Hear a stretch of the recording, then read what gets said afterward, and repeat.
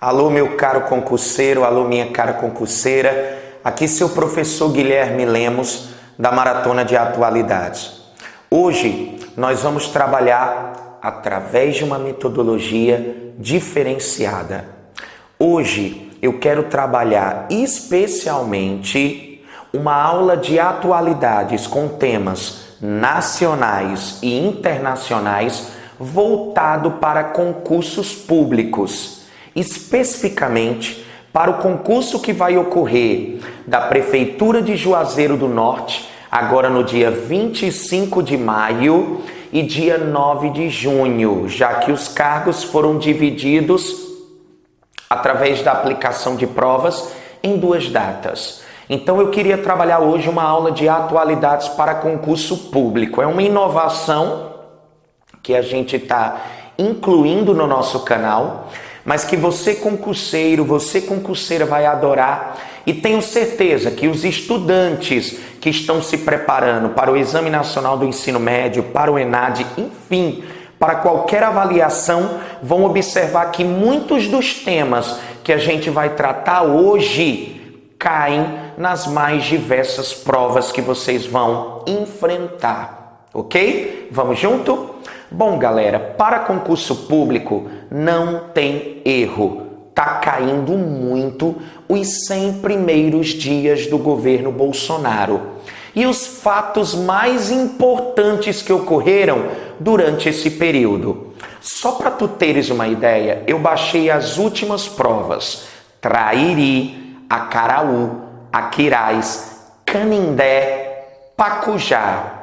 Em todas elas, você observa que o tema governo Bolsonaro cai de alguma forma. Eu já queria te pedir um favor. Aqui nós trabalhamos com fatos da atualidade. Aqui a gente trabalha com informações que já foram passadas na casca do alho, já foram passadas ali pelo coador, para observar se não se tratam de fake news, e eu não quero reforçar aqui nenhuma pós-verdade. Então, a gente vai trabalhar fatos, não achismo. Eu tenho absoluta certeza que você tem sua opinião formada sobre o governo, seja ela positiva ou negativa, mas uma coisa que não pode ser alterada é o fato de que o mesmo é o nosso presidente atual. Então a gente vai trabalhar os 100 primeiros dias do governo Bolsonaro. Vamos junto? Primeira coisa, vamos fazer um perfil do presidente. A cerimônia de posse ocorreu no dia 1º de janeiro de 2019. 38º presidente da República Federativa do Brasil. Mandato de 2019 a 2022. Durante a cerimônia de posse, ocorre a quebra de 2 protocolos. O primeiro, quando no seu pronunciamento, a primeira-dama Michele Bolsonaro faz um discurso através da língua brasileira de sinais. Nosso idioma oficial, a língua portuguesa, o nosso segundo idioma oficial, Libras. Então, ali, num gesto simbólico, a primeira-dama falava para 46,5 milhões de habitantes que possuem algum tipo de deficiência. Lembrando que o Brasil alcança a marca dos mais de 209 milhões de habitantes. Segunda quebra de protocolo, quando o presidente, acenando com a bandeira do Brasil, diz: "Essa é a nossa bandeira, ela nunca será vermelha." Isso, um gesto caracterizando-se como aquele que conseguiu interromper um ciclo de vitórias do Partido dos Trabalhadores. Perfil: militar, capitão reformado do Exército, deputado federal desde 1991. Principais características: discurso conservador, crítico do sistema político, defende reformas liberais na economia, entre elas a PEC número 6 de 2019, a proposta de emenda constitucional número 6 de 2019, que é a famosa reforma da previdência, ok? Vamos tratar dela, só que antes eu quero falar duas informações. A primeira, quais foram os compromissos oficiais do presidente Bolsonaro nos 100 primeiros dias de governo? Vou me utilizar de um bizu. Eu quero que vocês coloquem no teu caderno, nas tuas anotações, a expressão SECI. S-E-C-I. SECI. Ficou fácil. Suíça, Estados Unidos, Chile, Israel. Suíça, Fórum Econômico em Davos. Estados Unidos, assina o decreto de dispensa de vistos para viajantes de 4 países. Estados Unidos, na tentativa de conseguir apoio dos estadunidenses para alcançar uma vaga na OTAN, Organização do Tratado do Atlântico Norte, e na OCDE, Organização para a Cooperação e Desenvolvimento Econômico, lembrando que a OTAN é a aliança militar dos países capitalistas. O Bolsonaro fecha um acordo relacionando aí o uso comercial da base de Alcântara no Maranhão, um dos melhores locais do mundo, se não o melhor, para lançamento de foguetes. Bom, e no Chile? Encontro com os países sul-americanos para tratar principalmente da crise na Venezuela. Lembrando que no contexto da viagem aos Estados Unidos, esse tema também foi abordado durante tratativas com o 45º presidente dos Estados Unidos, Donald Trump. E em Israel, encontro com Benjamin Netanyahu. Lembre-se dos acordos de cooperação nas áreas de ciência e tecnologia e lembre-se que Israel fez parte das buscas das vítimas na tragédia em Brumadinho, ecocídio de Brumadinho. Lembrem-se vocês que 136 militares israelenses participaram por mais de 4 dias das buscas das vítimas de Brumadinho, que atualizando esse número lamentável de 237 mortes. Lembra quando eu te falei que nos Estados Unidos o presidente assinou um decreto no dia 18 de março, que entrará em vigor no dia 17 de junho desse ano?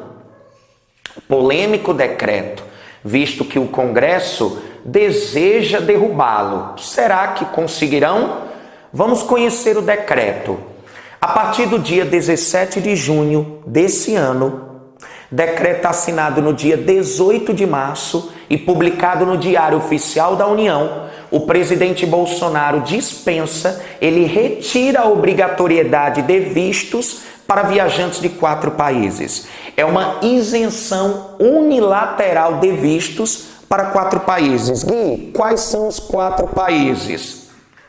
Lembra daquela sigla que relaciona, que traz o Centro de Educação de Jovens e Adultos, que a gente chama popularmente de SEJA. Lembra desse outro bizu, SEJA, Canadá, Estados Unidos, Japão e Austrália. Ou seja, americanos, canadenses, japoneses e australianos poderão desembarcar no Brasil a partir do dia 17 de junho sem precisar tirar o visto. Não é a primeira vez que o governo brasileiro aprova medida do gênero. Isso já ocorreu durante as Olimpíadas de Verão Rio 2016, os Jogos Olímpicos de Verão Rio 2016. Os turistas desses 4 países também ficaram isentos de tirarem vistos. Entretanto, na época das Olimpíadas, nós temos o maior evento esportivo do mundo, mas em caráter, em período de tempo muito curto. No decreto que dispensa vistos para 4 países, nós observamos que o Bolsonaro deu uma estadia bem maior, até 6 meses. E observem vocês que essa isenção unilateral de vistos não é só para turistas. Turistas, Turismo, no caso específico, negócios, trânsito terrestre, atividades esportivas e artísticas e situações excepcionais de interesse nacional. Lembrem-se, mas por que ele está fazendo isso, Guilherme? Aí eu posso trazer para ti dois argumentos interessantes. O primeiro argumento favorável. Lembre-se vocês que, de acordo com o Instituto Brasileiro de Turismo, criado lá na década de 60, em Embratur, o Brasil é um país que possui um turismo interno, um turismo doméstico muito forte. Entretanto, nosso turismo externo, internacional, nós temos um baixo nível de aproveitamento. O Brasil, ele se torna o país que tem o maior potencial turístico em recursos naturais do mundo. Entretanto, repito, subaproveitado. Miami, cidadezinha dos Estados Unidos, recebe por ano mais de 7 milhões de turistas. O Brasil recebeu ano passado 6,5 milhões, ou seja, só a cidade de Miami atrai mais turistas do que todo o Brasil. Se vocês observarem, vocês acompanharam que no dia 15 de abril desse ano ocorreu um incêndio na Catedral de Notre Dame, na França. Recordem? Essa catedral, turma, recebe por ano 13 milhões de turistas, ou seja, o dobro do que recebe todo o país. Mas, Guilherme, existem diferentes argumentos para isso, vários motivos. Por exemplo, eu poderia citar os portos ruins.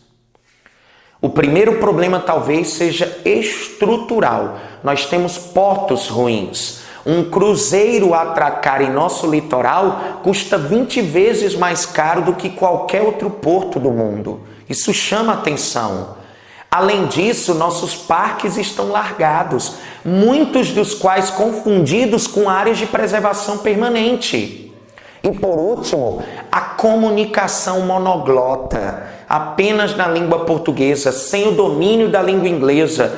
Sem dúvida, isso prejudica a atração de turistas internacionais. Mas lembrem-se, nesse caso específico, esse decreto entra em vigência no dia 17 de junho.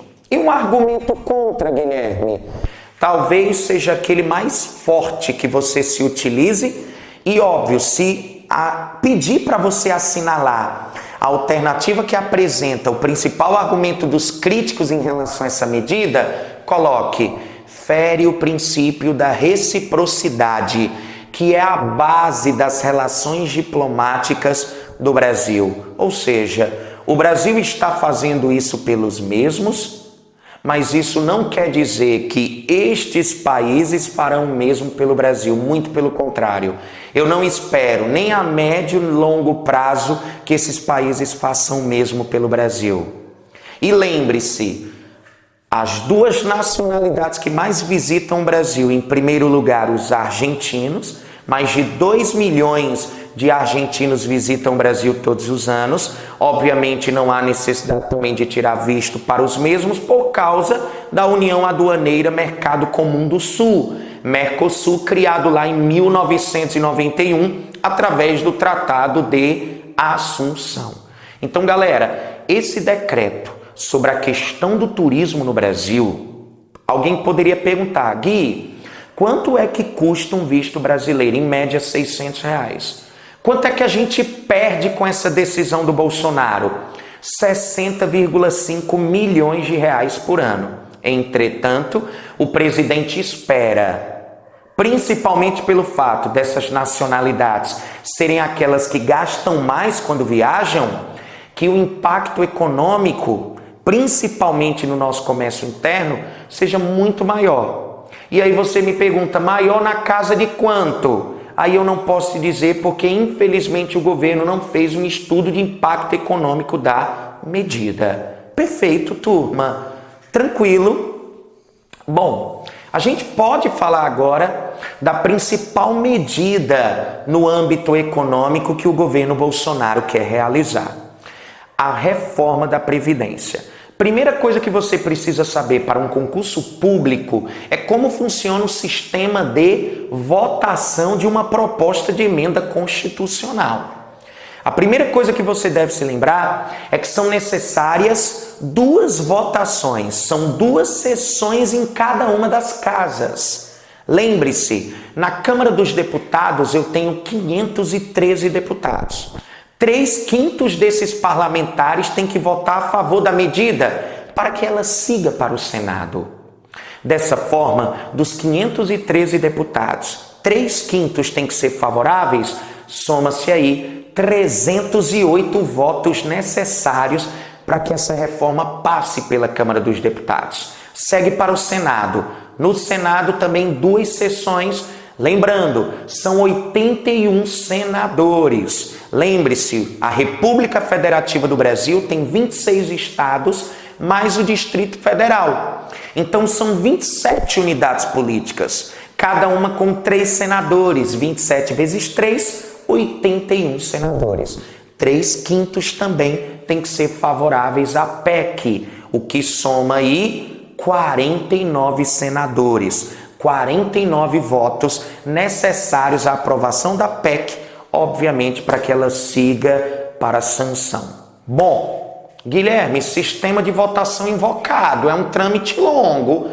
Meu querido, é um trâmite longo. Me diga uma coisa, quais são os pontos mais polêmicos dessa reforma? Bom, galera, primeiro lembre-se, na Câmara dos Deputados nós temos como presidente da Câmara o chileno naturalizado brasileiro, filho de pai brasileiro, Rodrigo Maia, DEM, Rio de Janeiro. Conquistou em primeiro turno, no dia 1º de fevereiro desse ano, 334 votos, ok? E conseguiu, pela 3ª vez, ser eleito presidente da Câmara dos Deputados. Já no Senado, lembra da polêmica? Renan Calheiros ali provocando uma expressão que volta aí com força, balbúrdia no Senado. O que foi que o Renan Calheiros fez? No primeiro turno da eleição para presidente do Senado, lembre-se, também no dia 1º de fevereiro, porque essa agilidade, Guilherme, em relação à eleição do presidente da Câmara e presidente do Senado? Lembre-se, o presidente da Câmara é o 2º na linha sucessória em relação ao presidente da República, enquanto que o presidente do Senado é o 3º na linha sucessória em relação à presidência da República. Lembre-se vocês que o primeiro turno ele foi cancelado. Por que a primeira votação foi cancelada? Presta muita atenção, concurso público. Foi cancelada porque ao invés de 81 cédulas de votação existiam 82. Por isso que ela foi anulada e graças a Deus o Renan Calheiros desistiu de ser presidente do Senado. Quem foi eleito? Com 42 votos do DEM do Amapá, o presidente do Senado é o Davi Alcolumbre. Tudo bem? Vamos para a reforma da Previdência? Bora arrochar. Turma, a primeira coisa que você precisa saber, quais são os objetivos dessa reforma da Previdência? Coloca aí, são 2. O primeiro, economizar R$1 trilhão em 10 anos. Objetivo arrojado. Segundo objetivo, migração do regime de previdência de repartição contributiva ou solidária para o regime de previdência de capitalização. Primeiro objetivo, economizar R$1 trilhão em 10 anos. Segundo objetivo, migrar do regime de repartição para o regime de previdência de capitalização. Gui, me explica como isso funciona? Meus queridos, hoje eu trabalho de carteira assinada e contribuindo para a Previdência, obviamente para pagar as aposentadorias dos mais idosos. Então, nós trabalhamos hoje enquanto população economicamente ativa para pagar as aposentadorias dos mais idosos, ok? O que seria o regime de capitalização? É quando você trabalha, obviamente, para pagar a sua própria aposentadoria, ok? Lembre-se, no caso específico do regime de repartição, eu trabalho contribuindo todo mês aquele descontinho na previdência na folha de pagamento. Obviamente, contribuindo, eu poderei me aposentar no futuro. Então, o que é que você precisa saber? Na minha opinião, se cair num concurso público, é necessário que você domine aposentadoria por idade, aposentadoria por tempo de contribuição, aposentadoria rural, professor e benefício da prestação continuada. Eu já estou indo muito além daquilo que vocês vão observar em muitas aulas para concurso público. Por quê? Porque geralmente a galera só se apropria da regra geral da Previdência Social. O que é isso? A maior parte dos trabalhadores brasileiros exercem atividade laboral ou remunerada para empresas privadas. Caso nós estivéssemos falando de concursados, com certeza nós teríamos que falar da regra própria da Previdência Social, RPPS. Perfeito? Então eu vou falar da regra geral. Eu vou falar da regra que mais impacta os brasileiros. Não estou aqui fazendo juízo de valor da reforma. Até porque eu acredito que uma reforma da Previdência seja necessária. Entretanto, a PEC número 6 de 2019 traz alguns pontos polêmicos que é necessário uma boa análise esta responsável. Vamos começar com a aposentadoria por idade? Bora lá, turma, bem rapidinho. Regra atual. Aposentadoria por idade. Então vamos aqui estabelecer idades mínimas. Para o homem, 65 anos. Para a mulher, 60. Lembre-se, a mulher se aposenta em média 5 anos antes do que o homem, pelo fato de ter uma dupla, às vezes tripla jornada de trabalho. Só que para eu me aposentar com 65 e para a querida dama que está aí do outro lado se aposentar aos 60, é necessário um tempo de contribuição mínima de 15 anos na regra atual. Regra atual, 65 homem, 60 mulher, 15 anos de contribuição mínima. Como é que vai ficar? Como vem essa proposta? Primeiro, homem, idade mínima, permanece os 65 anos. Para as mulheres, um aumento era 60, passa para 62 anos, a idade mínima para mulheres. E o tempo de contribuição mínimo eleva-se dos 15 anos para 20. Então lembra, regra atual, 65, 60, 15. Nova regra, 65, 62, 20. Tranquilo? Aí você me pergunta, Guilherme, eu adoraria me aposentar antes. Oxe, cara, eu trabalhei, eu quero me aposentar antes. Aí você vai ter que procurar uma outra regra, que é a aposentadoria por tempo de contribuição. Vamos lá? Regra atual. Regra geral, hoje. Idade mínima para o homem? Não há, é por tempo de contribuição. Idade mínima para a mulher? Não há, é por tempo de contribuição. Logo, quais são os tempos de contribuição? 35 anos para o homem, 30 anos para as mulheres. Perfeito? Lembra que um ano tem 12 meses. Logo, 12 contribuições pagas no ano. Se o tempo de contribuição para o homem se aposentar é de 35 anos, 35 vezes 12, 420 contribuições pagas. Égua!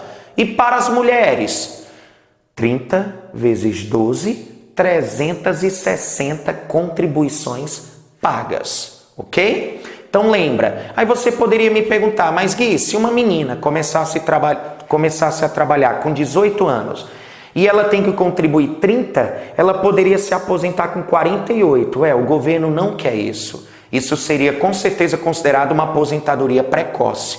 Então lembra que na aposentadoria por tempo de contribuição é necessária uma somatória. Em 2015 a somatória era de 85 pontos para a mulher, 95 pontos para o homem. Então, a soma do tempo de contribuição com a tua idade, rapaz, tem que dar 95 pontos. A soma do tempo de contribuição da mulher com a idade dela teria que dar 85 pontos. Então, observe, 30 para 85, 55 anos de idade para as mulheres. 35 para 95, 60 anos para os homens. Ou seja, qual a vantagem de se aposentar por tempo de contribuição hoje? Você consegue se aposentar em média 5 anos antes do que em relação à aposentadoria por idade. Tranquilo? Aí você me pergunta, e como é que vai ficar? O senhor acabou de dizer, aposentadoria por tempo de contribuição, idade mínima, não há. Tempo de contribuição, 35 homem, 30 mulher. Como é que vai ficar? Não vai ficar, porque não vai mais existir. Não existe mais aposentadoria por tempo de contribuição na reforma da Previdência. Lembra o que o ministro da Economia, opa, informação importante, Paulo Guedes, o que ele deseja é que o trabalhador brasileiro contribua por mais tempo. Não é ideia do ministro da Economia que você consiga se aposentar antes. E por que isso, Guilherme? Por duas razões. A primeira, o número de idosos no Brasil aumenta. Você sabe que o Brasil está se tornando um país adulto e em 2030 nós teremos aproximadamente 40 milhões de pessoas com mais de 60 anos. Então é óbvio, se eu tenho mais idosos, mais aposentadorias por mais tempo. Mas Guilherme, o senhor me disse que o senhor trabalha para pagar a aposentadoria dos mais velhos. Perfeito, vamos para a base da pirâmide etária. O que é que está acontecendo com o número de crianças e jovens? Gui, a taxa de fecundidade está diminuindo. Hoje é de 1,8 filhos por mulher. Então, como a nossa taxa de fecundidade é baixa, o que vai acontecer com a população em idade ativa? Vai diminuir. Olha que interessante, hoje, para cada inativo, eu tenho 10 trabalhadores, 10 ativos. Em 2030, serão 4 trabalhadores, 4 ativos para 1 inativo. Então, observe, de acordo com o ministro da Economia, o Brasil já é o 14º país do mundo que mais investe. Eu prefiro essa expressão, não gosto de gasta. Que mais investe em previdência. 434 bilhões de reais no ano de 2018. Então lembre-se, a tendência é esse valor aumentar. Mas Guilherme, lá no artigo 194 e 195 da Constituição Federal, diz o que é Seguridade Social e diz como ela é financiada. Vamos recapitular? Bora nós?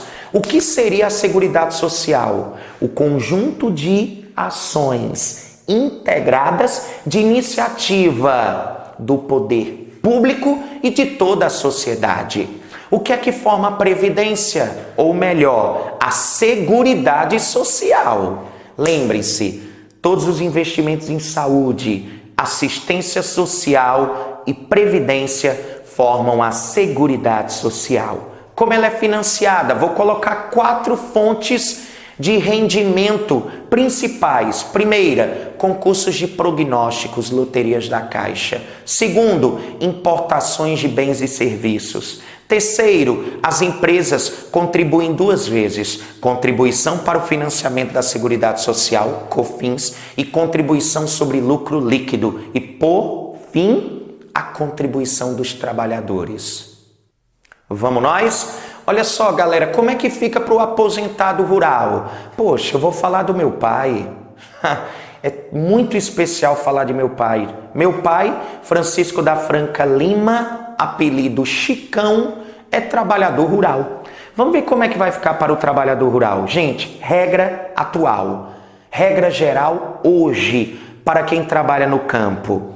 Idade mínima. Homem, 60 anos. Mulher, 55. Primeira coisa que você observa, trabalhadores rurais têm o direito de se aposentar em média 5 anos antes do que a nossa regra inicial de aposentadoria por idade. Só que ele precisa comprovar um tempo mínimo de atividade rural, que hoje ou são de 15 anos, ok? De 15 anos. Bom, como é que vai ficar? É aí que me chama a atenção. Trabalhador rural, 60 anos. Trabalhadora rural, 60 anos, a mesma idade. E o tempo mínimo de atividade rural sobe de 15 para 20 anos. Turma, você observa que no caso específico da aposentadoria rural, apesar de saber que a expectativa de vida feminina é superior à expectativa de vida masculina no Brasil, você chama a atenção para esse ponto polêmico, a situação da trabalhadora rural, principalmente, turma, pelo fato de saber como a jornada é exaustiva de trabalho e das dificuldades que esse trabalhador rural, principalmente no sistema agrícola, de subsistência, itinerante ou familiar, de plantation, carece de um resguardo jurídico maior, visto que tem grandes dificuldades de comprovar esse tempo mínimo de atividade rural. Perfeito. Vamos para o professor, vamos falar um pouco de mim. Regra geral, como é que funciona para o professor hoje? Idade mínima para o professor? Não há. Para a professora? Não há. Aí entra aquela famosa frase: quantos anos de magistério você tem? Bom, tempo de contribuição para o professor, 30 anos. Tempo de contribuição para a mulher, professora, 25 anos. Como é que vai ficar para o professor? Nova regra, caso a reforma seja aprovada. Idade mínima fixada. Tanto para o professor como para a professora, 60 anos. E o tempo de contribuição, 30 anos para ambos. Bom, Guilherme, novamente um ponto polêmico. A situação da professora. Você observa que a idade mínima passa a ser igual e vocês observam que o tempo de contribuição também. Por fim, eu queria falar do benefício da prestação continuada, o famoso BPC. Vamos começar com o BPC para deficientes? Bom, o benefício da prestação continuada para deficientes define o quê? Um salário mínimo independente da idade. Perfeito? Tranquilo? E o BPC para idoso, o benefício da prestação continuada para o idoso? É necessário que o idoso comprove condição de miserabilidade. O que é que seria isso? 1/4 do salário mínimo. Dessa forma, regra hoje para o BPC idoso, a partir dos 65 anos, ele recebe um salário mínimo. Como é que vai ficar? Benefício da prestação continuada para deficiente permanece a mesma regra. Um salário mínimo independe de idade. E para o idoso, aí me chama a atenção. A partir dos 60 anos, comprovando a condição de miserabilidade, 1/4 de salário mínimo, R$400 apenas. E só a partir dos 70 anos, o salário mínimo completo. Então, turma, eu não estou aqui para fazer qualquer tipo de juízo de valor, expressar aqui, externar para vocês o que eu acho dessa reforma da Previdência. Eu acredito que é necessária uma reforma, mas antes eu adoraria que ela passasse pelo sistema financeiro, tá bom? Como diz a Maria Lúcia Fatorelli. Mas reforma da Previdência para um concurso público, eu acredito muito no sistema de votação e as principais informações no que diz respeito à regra geral. Falamos da aposentadoria por idade, por tempo de contribuição, aposentadoria rural, professor e benefício da prestação continuada. Perfeito? Esse é o primeiro bloco da nossa aula para concurso público. Calma, se empolgou? Está empolgado tanto quanto eu? Só aquele aquecimento? Ótimo. Esse é o primeiro bloco. Governo Bolsonaro, as principais medidas. Comentamos decreto sobre a dispensa de vistos para 4 países, os compromissos oficiais do presidente, um perfil do mesmo e a reforma da Previdência, que seria a principal medida que impactaria nossa Previdência e, obviamente, nossa economia. Espero que vocês tenham gostado, é o primeiro bloco. O segundo está vindo agora. Alô, meu concurseiro, alô, minha concurseira. Vamos para o segundo bloco da nossa aula. Atualidades para concursos públicos, especialmente Prefeitura de Juazeiro do Norte. Bom, eu quero trabalhar nesse segundo bloco a questão da segurança pública. Tema forte, principalmente porque a gente vai falar um pouquinho também a nível de Ceará. Tranquilo? Primeira coisa que eu queria que vocês recordassem, quando nós falamos da posse do novo presidente Jair Messias Bolsonaro, PSL 17, a gente poderia abordar também um pouco o resultado das eleições do segundo turno. Eu acredito que um concurso público aí a nível municipal poderia inclusive se apropriar de uma questão do tipo. Então observem, recordem vocês que no segundo turno o Jair Messias Bolsonaro enfrentou o candidato do Partido dos Trabalhadores, Fernando Haddad. Bolsonaro venceu com 55,13% dos votos, o que totaliza aproximadamente 57,8 milhões de votos. Tranquilo? Lembra disso a margem em relação ao Haddad, que recebeu 47 milhões de votos. Tranquilo? Ótimo. Vamos agora para a questão da segurança pública. Um ponto que eu gostaria de salientar é que tem algo importante para concurso público que ocorreu entre a eleição do presidente Bolsonaro e a posse. Ou seja, já eleito, mas ainda não havia tomado posse, eu quero que vocês se lembrem de uma data muito importante. 14 de novembro de 2018. Tu pode colocar aí no teu radar? O que foi que aconteceu no dia 14 de novembro de 2018, turma? O presidente Bolsonaro foi ao Twitter e fez um comentário acerca da situação dos médicos cubanos dentro do programa Mais Médicos. Lembra das jornadas de junho de 2013? Aquelas manifestações populares inicialmente lideradas pelo movimento do Passe Livre por um mundo sem catracas, que teve como estopim o aumento da tarifa do transporte público em Porto Alegre e depois em São Paulo, quando se transforma em um efeito cascata, um efeito dominó e toma várias cidades do país?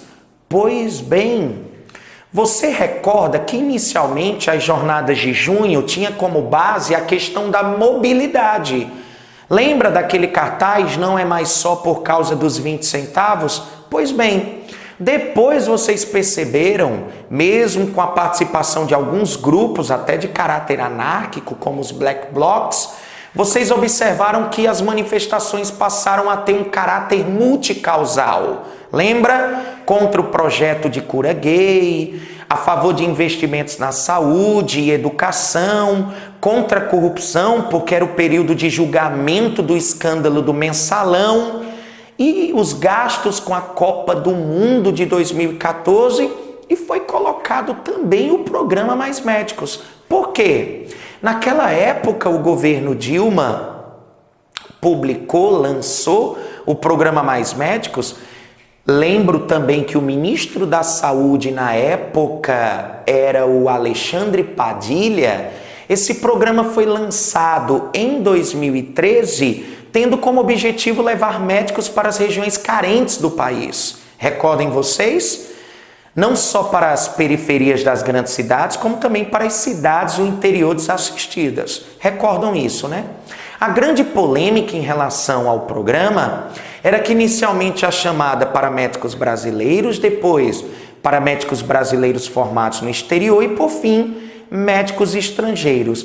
E o que chamou a atenção foi que, no caso específico do médico que atende através desse programa, não haveria necessidade de realizar o teste de capacidade conhecido como revalida. Esse médico passa por uma avaliação de 3 semanas numa universidade federal, entretanto ele não faz aquele teste para validar seu diploma em território nacional.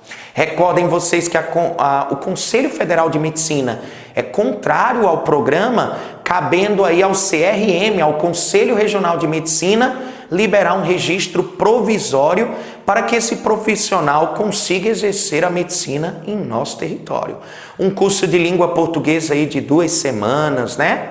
E aí o Bolsonaro fez um comentário que era mais ou menos o seguinte: condicionamos a continuidade do programa Mais Médicos, principalmente com relação à situação dos médicos cubanos, através da aplicação do teste de capacidade, salário integral para os médicos cubanos e liberdade para trazer suas famílias. Infelizmente, Cuba não aceitou. E aí, no dia 14 de novembro de 2018, Cuba anuncia sua saída do programa Mais Médicos. Lembrando que só no Brasil existiam mais de 14 mil profissionais só cubanos dentro do programa. Outro ponto polêmico, a questão da bolsa mensal, inicialmente no valor de R$10 mil, mas que já passa a variar em relação às cidades brasileiras. Como é que pode, por exemplo, o médico argentino, espanhol receber os 10 mil totais e o médico cubano não? Lembre-se vocês que o governo brasileiro depositava o valor, a Organização Pan-Americana para a Saúde funcionava como intermediário que repassava essas quantias para o governo cubano e o governo cubano, obviamente, repassava para o médico. E aí vocês se recordam que havia uma partilha desse valor, não é mesmo? Dessa bolsa. E aí você fica, poxa, Guilherme, quanta polêmica. Sem dúvida, lembrando, quem anunciou a saída do programa Mais Médicos foi Cuba. Lembrando, o presidente cubano, pela primeira vez na história, não é militar e não participou da Revolução Cubana. Miguel Díaz-Canel, ok? Lembre-se disso. Então você observa, por exemplo, que na publicação do Jair Messias Bolsonaro, existem 2 fake news. Não estou colocando aqui o teste de capacidade. De fato, não há necessidade de realizar o Revalida. Muitos que defendiam o programa diziam que pelo fato do médico que atua nele só atender através da atenção básica, não haveria necessidade de realizar procedimentos invasivos.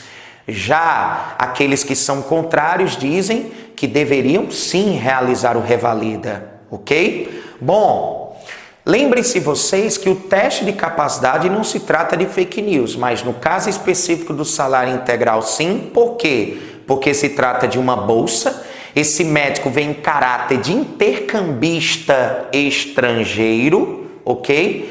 E segundo, a liberdade para trazer suas famílias. Está na MP do PMM, está na medida provisória do programa Mais Médicos, que esses médicos podem sim trazer seus dependentes, ok? Mas isso era um ponto que eu gostaria de salientar. Guilherme, na segurança pública, vocês observam que o Bolsonaro, no dia 15 de janeiro desse ano, aprovou um decreto número 9.685, que trata das mudanças que foram realizadas no Estatuto do Desarmamento. Eu te peço um favor.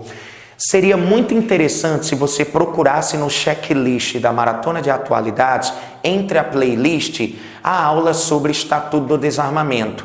Você dá uma revisada no Estatuto do Desarmamento para com maior propriedade dominar as mudanças que foram realizadas, perfeito? Vamos lá. Eu vou ser bem objetivo no que diz respeito ao decreto sobre posse de arma de fogo. O que você precisa saber para o seu concurso público? Turma, a parada é mais ou menos a seguinte. Lembre-se vocês que posse é diferente de porte e SINARME é diferente de sigma. Por exemplo, SINARME é o Sistema Nacional de Armas. É o órgão criado para cuidar, orientar a circulação de armas de uso permitido no Brasil. Enquanto que o SIGMA é o Sistema de Gerenciamento Militar de Armas. Então lembra, o SINARME é coordenado pela Polícia Federal, enquanto que o SIGMA, comando do Exército. Perfeito? Lembrando que o SIGMA cuida de armas de uso restrito. Então, com relação ao decreto 9.685, do dia 15 de janeiro de 2019, O que é que você precisa saber, turma? Não estou falando dos últimos eventos, quando o Bolsonaro também facilitou o porte para várias categorias profissionais, diga-se de passagem. O que eu estou trabalhando aqui com vocês é o decreto sobre posse de arma de fogo. Tranquilo? Observem, posse é o direito de ter essa arma na sua residência ou no local de trabalho. Lembrando, para ter essa arma no local de trabalho, você precisa ser o responsável legal por essa instituição, por esse local. Porte é o direito de manter a arma sob sua guarda. Então, inicialmente, no dia 15 de janeiro, lembra, ele não alterou o porte. O porte continuou proibido em todo o território nacional, salvo algumas exceções. O que eu estou falando aqui agora é da posse. Lembre, esse decreto facilita a posse de arma de fogo. De que maneira, Guilherme? Vamos lá. Primeira coisa que eu quero que tu faça é colocar no teu caderno do lado... Vamos fazer uma ficha resumo? Vamos fazer um quadro resumo bem especial? Olha só. Eu tenho do lado esquerdo a Lei 10.826 do ano de 2003, que é o Estatuto do Desarmamento. E aqui do lado direito você vai colocar Decreto 9.685 de 2019. E tu vais colocar alguns critérios. Por exemplo, idade mínima, tá bom? Idade mínima, moradia / emprego. Tá entendendo o que eu quero que tu faça? Joia, vamos lá. Idade mínima. Qual a idade mínima para um camarada possuir uma arma de fogo em sua residência ou no local de trabalho? 25 anos. Idade mínima no Estatuto do Desarmamento, 25 anos. Apesar da bancada intitulada aí, apelidada de bancada da bala, um dos integrantes aí, o deputado Peninha, desejar a redução da idade mínima para os 21 anos, lembre-se, o governo Bolsonaro manteve os 25. Então, idade mínima no Estatuto, 25 anos, 25 no decreto. Mas, professor, por que os 25 anos?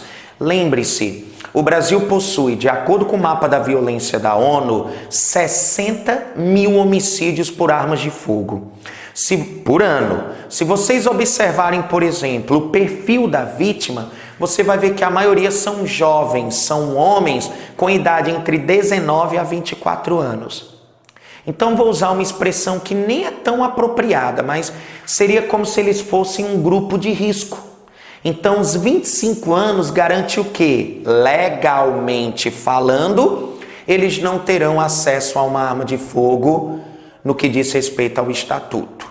E também com relação ao decreto do Bolsonaro. Ocupação lícita, residência certa, ok? Uma informação muito importante, toda aquela documentação de identificação pessoal e antecedentes. Você vai ter que entregar 4 certidões de antecedentes da Justiça Federal, Estadual, Militar e Eleitoral. Em todas essas certidões, nada consta, sem antecedentes criminais. Guilherme, é verdade que a bancada da bala queria aprovar uma medida que seria assim: você pode ter armas. O que você não pode é ter praticado crimes dolosos. Crimes culposos você ainda poderia ter a arma, poderia possuí-la. Bom, isso era uma mudança que a bancada da bala desejava, mas o governo Bolsonaro também manteve a inexistência de antecedentes, ou seja, sem antecedentes criminais. Perfeito? Outro ponto importante: a capacidade técnica para o manuseio, ok? É necessário um laudo técnico, é necessária a comprovação de que você tem capacidade para o manuseio dessa arma. Além disso, um laudo psicológico. Esse laudo psicológico, essa aptidão psicológica deve ser inclusive através de laudo de psicólogo da Polícia Federal ou credenciado pela Polícia Federal. Perfeito. Guilherme, até agora tu não falaste nenhuma mudança. Tu tá dizendo que permaneceu mesmo. Nos 6 primeiros pontos, sim. idade mínima, moradia e emprego, identificação pessoal, certidões, laudo técnico, laudo psicológico permanece o mesmo. Quais seriam as mudanças para o senhor dizer que facilita a posse? Primeiro, o número de armas. No Estatuto do Desarmamento, o indivíduo pode ter até 6 armas, no que diz respeito ao uso civil, em casa ou local de trabalho. Lembre-se, posse. Bolsonaro diminuiu para 4. Na prática não muda muita coisa, porque na média o camarada consegue em média 2 armas. Mas a grande mudança, para eu dizer que facilitou o acesso às armas de fogo, principalmente a questão da posse, é no último ponto, que é a necessidade de comprovar, para eu não ser redundante, você tem que comprovar a efetiva necessidade através da entrega de uma declaração à Polícia Federal. De acordo com Bolsonaro, esse critério era muito subjetivo. Por que subjetivo? Porque você acaba dando ao delegado da Polícia Federal o poder de julgar, ok? O poder de analisar seus argumentos nessa declaração e deferir ou indeferir seu pedido. E de acordo com Bolsonaro, na maioria das vezes, o pedido era indeferido. Então, para acabar com esse caráter subjetivo na declaração de efetiva necessidade, o que foi que Bolsonaro fez? Ele criou alguns critérios sobre os quais, se você se enquadrar em um deles, você pode ter arma de fogo, seguindo todos aqueles pré-requisitos que foram ditos. Por exemplo, se você trabalha na área de segurança pública, ativo ou inativo. Exemplo, exerce atividade de poder de polícia, posse de arma de fogo. Sistema penitenciário, agente penitenciário, direito à posse de arma de fogo. Não precisa mais comprovar efetiva necessidade, só se enquadrar no critério. Então vamos lá.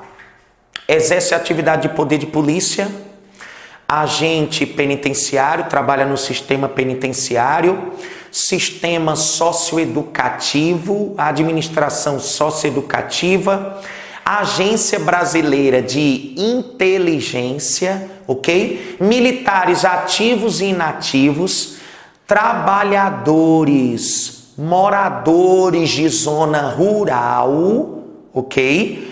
Zona, ou melhor, a expressão que está no decreto, residentes na zona rural. E o que me chamou mais atenção, né? Onde é que o senhor se enquadra, Guilherme? Onde é que o senhor se enquadraria? Residentes em áreas urbanas com elevado índice de violência. Por exemplo, qual foi o índice estabelecido pelo Bolsonaro? 10 homicídios para cada grupo de 100 mil habitantes. Se a unidade federativa, se o estado tiver acima de 10 homicídios para cada 100 mil habitantes, a pessoa pode ter o direito à posse de uma arma de fogo. Aí eu te pergunto, turma, esse é o critério adotado pela ONU. É o que a ONU considera aceitável, até 10 homicídios para cada grupo de 100 mil. Qual estado brasileiro possui um índice de violência inferior a 10 homicídios para cada grupo de 100 mil habitantes? Nenhum. Então, nesse caso específico, se enquadrando nos pré-requisitos aqui ditos, você poderia ter acesso a uma arma de fogo no seu local de trabalho ou residência.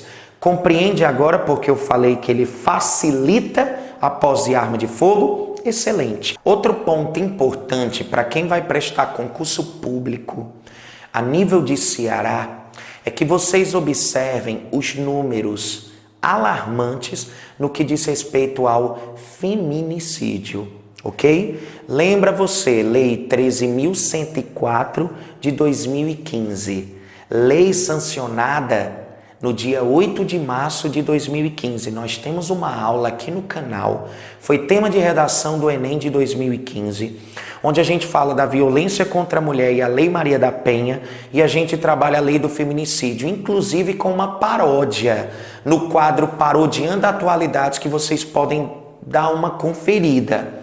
O que eu quero falar é que quando esses assassinatos pela condição de sexo feminino. Lembre-se, relação de superioridade. Quando o homem se sente superior à mulher, machismo. Quando a mulher se sente superior ao homem, feminismo. Relação de discriminação. Quando o homem discrimina a mulher, misoginia. Quando a mulher discrimina o homem, misandria. Então você observa que o feminicídio é um ato, é uma forma extrema de misoginia. É quando a mulher é morta por ser mulher, sendo o mais claro possível. Hoje, equiparado a crime hediondo, está enquadrado como crime hediondo, inafiançável, imprescritível, insuscetível de graça ou anistia, com pena fixada entre 12 a 30 anos. Entretanto, lembre-se, agravado em alguns casos, como por exemplo, portadora de algum tipo de deficiência. O que eu queria chamar a atenção para ti é que mesmo com a aprovação da lei, mesmo com o recrudescimento do tipo penal, o número de feminicídios, principalmente no estado do Ceará, vem aumentando consideravelmente. Hoje no Brasil, o estado que apresenta o maior número de feminicídios é o estado de São Paulo. O segundo estado que apresenta o maior número de feminicídios é o estado do Ceará. Isso chama atenção. E a nível de Cariri tem uma informação importante que tu precisa saber.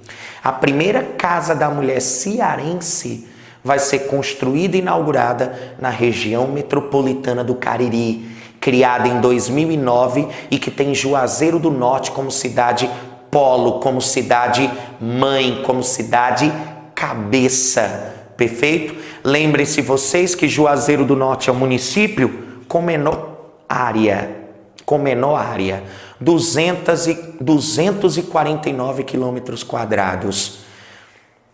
Enquanto que o maior município em área da região metropolitana do Cariri é a cidade do Crato, com 1.167 quilômetros. Lembre-se que essa região metropolitana, criada no ano de 2009, é o conjunto formado por uma cidade polo e todos os municípios circunvizinhos que ela influencia, chamados de cidades dormitórios ou cidades satélites. Lembre que a migração diária para estudo ou trabalho de pessoas diariamente, como a gente citou, são as migrações do tipo pendular. Pois bem, a primeira casa da mulher cearense vai ser inaugurada na região metropolitana do Cariri, principalmente pelo fato do município do Crato vir registrando casos em número e também simbólicos de feminicídio. Perfeito? Tá certo, turma? Outro ponto que eu queria salientar para ti são os esforços aí do ministro da Justiça e Segurança Pública, Sérgio Moro. Vocês já observaram que ele quer aprovar um pacote anticrime. Entretanto, esse pacote anticrime não deve ir à votação por parte da Câmara dos Deputados e Senado antes da reforma da Previdência. A reforma da Previdência tem caráter aí prioritário. Eu queria abordar também alguns temas a nível internacional. As provas de concurso público, por exemplo, adoram cobrar Donald John Trump, o 45º presidente dos Estados Unidos, o presidente do Partido Republicano, não é mesmo? Lembrem-se vocês que Donald John Trump, esse magnata de Nova York, principalmente do ramo imobiliário, ele vence as eleições nos Estados Unidos e ele tinha propostas, inclusive polêmicas, né? Você observa que o Donald Trump, ele é um dos maiores representantes de um movimento chamado de antiglobalização, não é mesmo? Por quê? Porque a globalização defende o processo de formação de blocos econômicos, livre circulação de mercadorias, pessoas, capitais, serviços, quando no seu estágio ou etapa de integração mais avançada.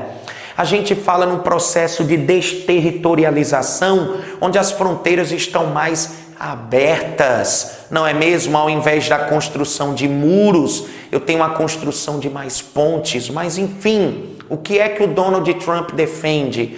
Ele tem um caráter mais protecionista, ele tem um caráter mais territorialista, como por exemplo a promessa de campanha da construção do muro, aquele bendito muro na fronteira com o México. Vamos recordar uma paradinha que envolve esse muro? Bora lá? Esse muro ele já existe, o que o Donald Trump quer fazer é ampliá-lo e dar a ele uma estrutura muito mais reforçada. Esse muro vai desde o oeste dos Estados Unidos até o leste, desde a Califórnia até o leste dos Estados Unidos, 3.200 quilômetros. Só que esse muro, bebê, é caro. É caro. E qual o problema? Inicialmente, o Donald Trump trocou farpas com o presidente do México, Enrique Peña Nieto, dizendo que quem ia pagar pela construção do muro ia ser os mexicanos. De que forma? Sobre as remessas de divisas. Os imigrantes mexicanos, quando trabalham nos Estados Unidos e recebem seus salários, geralmente mandam uma quantia para suas famílias no país de origem. Donald Trump queria que os bancos interceptassem essas remessas e cobrassem uma taxa para a construção do muro. Só que recentemente, essa notícia é do dia 21, tá bom? Essa notícia é do dia 21. Vocês devem ter observado que o Donald Trump chegou a um acordo com o Congresso Nacional e deu fim ao chamado shutdown. O que significa o shutdown? Significa paralisação. O que foi que o Donald Trump fez? Ele precisa da liberação de 5,7 bilhões de dólares para a construção do muro, principalmente porque é a principal promessa de campanha do mesmo. Bom, galera, então como medida extrema para conseguir pressionar o Congresso a liberar os 5,7 bilhões de dólares para a construção do muro anti-imigrantista, o que foi que o Donald Trump fez? Ele havia decretado shutdown, ele paralisou o Congresso Nacional estadunidense por 5 semanas. Isso é a maior paralisação já feita em toda a história dos Estados Unidos. E lembrando, ele fechou o acordo. Caso o Congresso demore com relação à liberação dos recursos, ele promete paralisar mais vezes o Congresso, ok? Então lembra aí do shutdown. Então galera, não se preocupe, a gente vai gravar mais vídeos, tá bom? Como esse. A gente vai fazer mais um panorama aí geral e nacional dos principais eventos que estão ocorrendo. Para isso, deixa o teu like, deixa a tua sugestão de tema, indica o nosso canal para aquele colega, para aquela colega, para aqueles teus amigos, não é mesmo? Principalmente porque nós precisamos nos unir para nos prepararmos para o que está por vir, não é mesmo? Então é como diz, por exemplo, o Rick Chester, né? Quando no livro Pega a Visão ele diz, águia voa com águia, águia não voa com pardal. Então a gente aqui não tem tempo para achismo, para críticas, para polarização. A gente tem tempo aqui para engrandecermos uns aos outros. Isso é o mais importante. Cheiro grande, boa sorte, tamo junto, tá? Até mais.